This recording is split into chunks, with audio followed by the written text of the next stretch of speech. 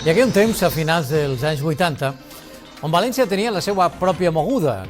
Moda, música, contracultura es concentrava en una ruta que portava del Cap i Casa a la Sueca per la carretera del Saler.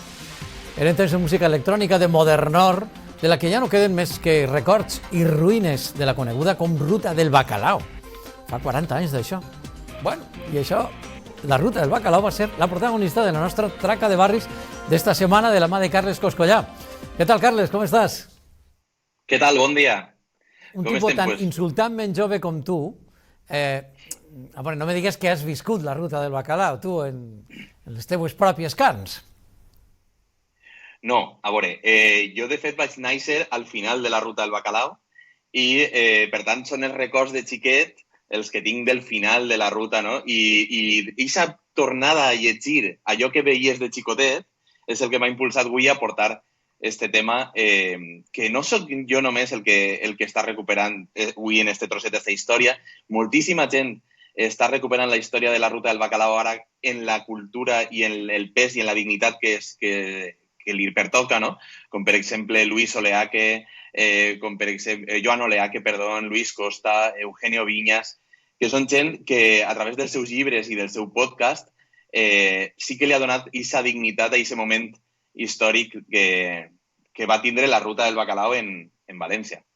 Te recomano i recomano també als telespectadors. Va ser una entrevista fa unes setmanes a Òscar Montón, que està preparant un documental també molt interessant en imatges realment inèdites i fascinants, no?, de com va ser l'evolució de la Ruta del Bacalao, que va començar, en efecte, com una moguda contracultural i va esdevindre, en fi, en un destrellato, perquè realment quan va començar a aparèixer en tots els informatius i bueno, es va popularitzar de tal manera, i la música es va desvirtuar molt, no? Jo alguna vegada, confesso, vaig anar a Barraca i vaig veure en primera persona com aquells DJs mítics acabaven tancant Barraca, i això crec que queda per a la història en aquell magnífic My Way de Nina Simone. Això hem tingut ocasió de viure-ho, i també algun desbarre, per a què negar-ho, els 80 foren així. Barraca és el temple, és el començament, i a més jo crec que és el lloc, tu estàs parlant, diguem, de la part, no sé si dignificar, però per almenys posar el focus en la part més cultural i interessant del moviment, i Barraca va ser el començament, no? Barraca era un espai de llibertat, és a dir, Barraca era una barraca al costat prop de la platja, i que després va ser una tenda, i quan va vindre el turisme es va convertir en un nightclub on les parelles trobaven ahí un espai clandestí per a ballar lento o més ràpid, etc. I eren un espai de guiris, de llibertat, que va tindre un punt d'inflexió quan va entrar la transició i quan van entrar personatges a portar la música com Juan Santamaría o com Carlos Simó, no? Que ells li donaren aquesta internacionalització de la música i se va donar una combinació brutal, que era gent de poble, de les comarques valencianes de la Ribera, la Safor, de l'Horta, que anaven buscant espais de llibertat, perquè als pobles la repressió es veu molt més forta que en la ciutat, i que varen trobar allà un espai on no n'hi havia discriminació. I al mateix temps, ahir en Barraca es va trobar Juan Santamaría i Carlos Simó, que eren sobretot gent que venia de Londres, d'Amsterdam, que venien de portar d'Eivissa, de portar la música més puntera d'Europa, de New Order, de grups Simple Minds, etc., que venien a portar aquests concerts de lo més bèstia que s'estava fent en les capitals europees. Per tant, imaginem aquesta confluència, no? Aquesta gent que buscava llibertat, que ansiava llibertat, en el moment de la transició també aquesta explosió, i al mateix temps aquesta onada europea de punk i primer de música en guitarres, però que després ja va entrar definitivament la música electrònica a Barraca i que encara perdura. Barraca, en els seus 50 i pico anys com a discoteca central de les Palmeretes sueca, que ha donat nom a aquesta ruta, no?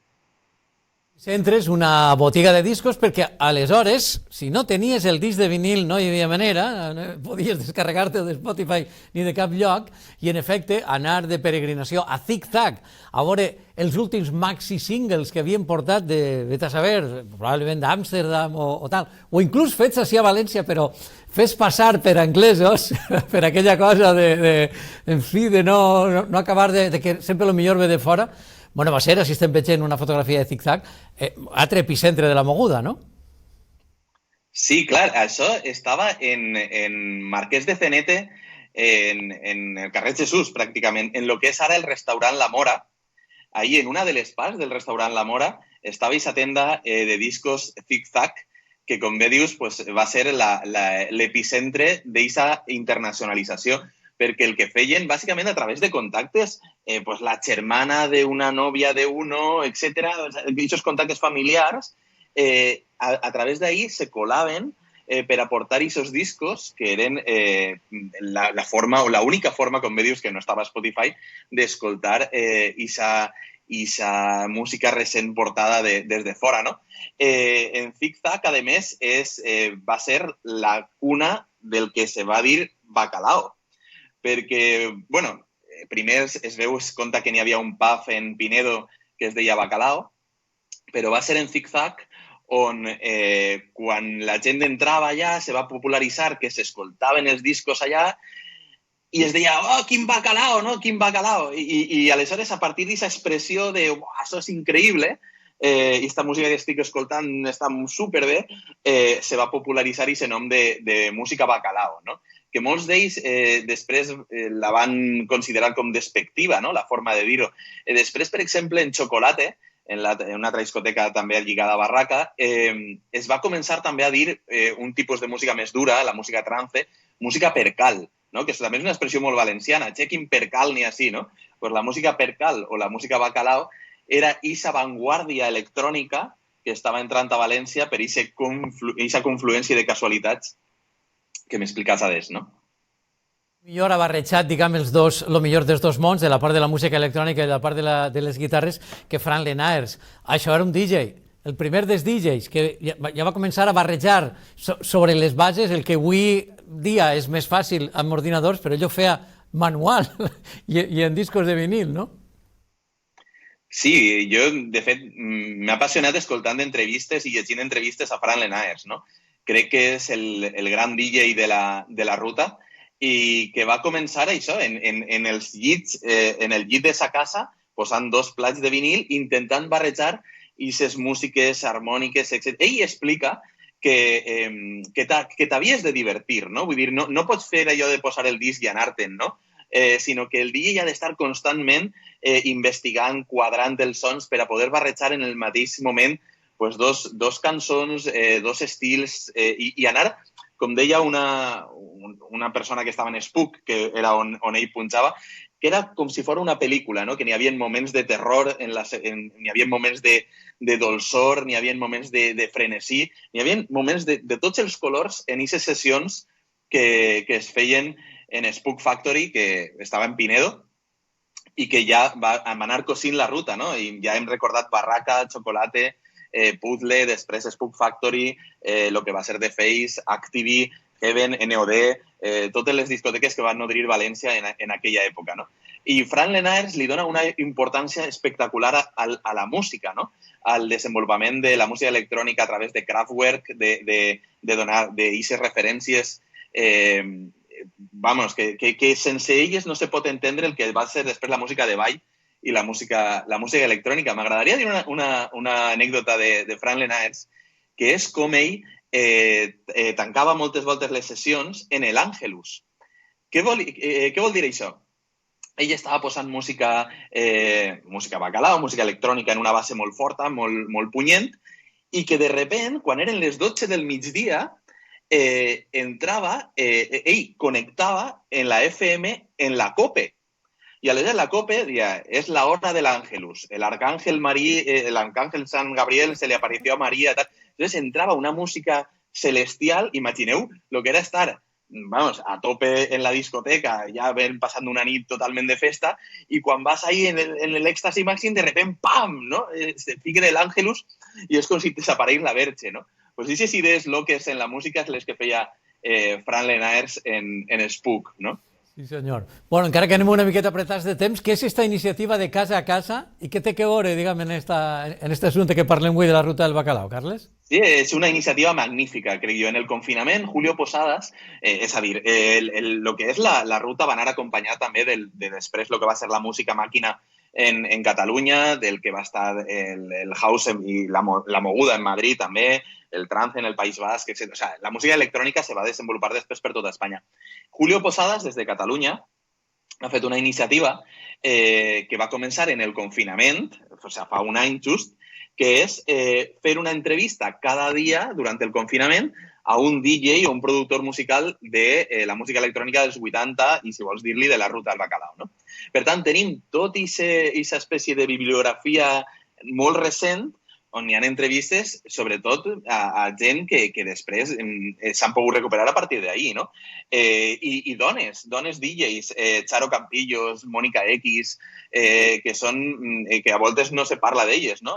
Com sempre, les dones sempre en aquests aspectes han estat invisibilitzades i, per exemple, l'entrevista a Mónica X de com ella va actuar en Las Vegas o com va fer la ruta per Xina des d'una DJ que pràcticament viu en l'Avinguda del Cid, no? Totes aquestes històries no les coneguem, no? I crec que cal posar-les de rellevància i iniciatives com la de Casa a Casa, pues, de Julio Posadas, pues, és molt xula de buscar en YouTube i a qui li interessa el món de la música electrònica i de la ruta, ahí té una via per a seguir. Interessant, veurem pues el que queda, no? Les ruïnes, una espècie de Txernòbil, diguem-ne, de la ruta, i és tornar a fer la ruta i veure què és el que queda, no? El que queda certament és oblit, fa l'efecte, i crec que caldrà fer una mirada més reivindicativa, sobretot als primers temps de la ruta del bacalao. Tampoc és el mateix la mescalina que les drogues que van vindre després i tampoc és el mateix Immaculate Fools que el bacalao infecte de finals dels 90. Caldrà fer una mirada, en efecte, de reivindicar com a moviment contracultural, d'alguna manera, la part de la ruta del començament. Avui, Carles, hem quedat sense temps. De tota manera, fa l'efecte que podríem fer una ruta del bacalao 2, que ens hem quedat... Crec que hi ha material suficient com per a poder-ho fer, no? Sobretot en la gent que ho està recuperant. El recent videoclip d'Alicia Maya, per exemple, l'Encuentro, o videoclips com de Palmera Destroy de Horchata, recuperen aquesta ruta del bacalao per a continuar fent música avui en dia. Per cert, volia dedicar aquest espai a... No té res a veure en la ruta del bacalao, és del món de les bandes de música, però ens ha deixat esta setmana Octavio Hernández Bolín, que crec que és un dels grans referents de la recuperació de la cultura valenciana i sobretot de la música de bandes, no? Sense ell no se podia haver conegut la història recent de les bandes de música i ahí va aquest record. La vinculació de Carles Coscollà per estima i per formació a la música, a la nostra música i a la música de banda és ben evident. Per tant, també m'agradaria que en aquest espai, en aquesta finestra que obrim de tant en tant, Carles, també deixar escórrer aquest músic que portes dins i reivindicar també la música de banda vinculada també a les nostres arrels, tradicions i també als nostres carrers. Moltes gràcies una setmana més per acompanyar-nos. Un plaer, amic. Gràcies. Molt bé. Un abraç. Cuideu-se. Gràcies.